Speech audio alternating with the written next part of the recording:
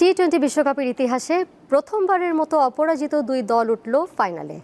রূপকথার গল্প লিখে প্রথমবারের মতো কোনো বিশ্বকাপের ফাইনালে সাউথ আফ্রিকা। আর বৈশ্বিক আসরে টানা দ্বিতীয়বার ফাইনাল খেলার অপেক্ষায় ভারত। ব্রিজটাউনে ম্যাচ শুরু হবে কাল রাত 8:30টায়। 1998 সালে চ্যাম্পিয়ন্স ট্রফি জয়ের পর আইসিসির আর কোনো ইভেন্টে ফাইনালে উঠতে পারেনি সাউথ আফ্রিকা। এরপর ওয়ানডে ও টি-20 মিলে 7বার সেমিফাইনালে খেলে সবগুলোতে হেরে চোকার তকমা পায় তারা। সেই আক্ষেপ গুছিয়ে অষ্টমবারের চেষ্টায় ফাইনালে উঠল প্রোটিয়ারা।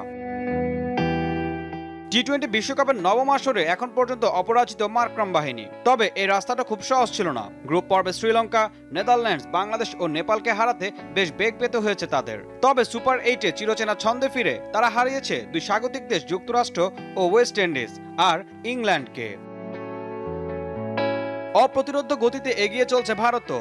2022 টি-20 বিশ্বকাপের সেমিফাইনালে ইংল্যান্ডের কাছে 10 উইকেটে হেরে বিদায় নিয়েছিল তারা। তবে এবার এখন পর্যন্ত অপরাজিত থেকে টিম ইন্ডিয়া জানান দিচ্ছে শিরোপার যোগ্য দাবিদার তারাও।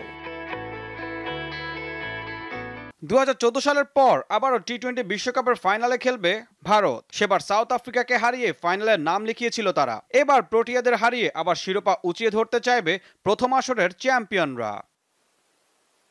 ঈশান হাসান, দীপ্ত স্পোর্টস।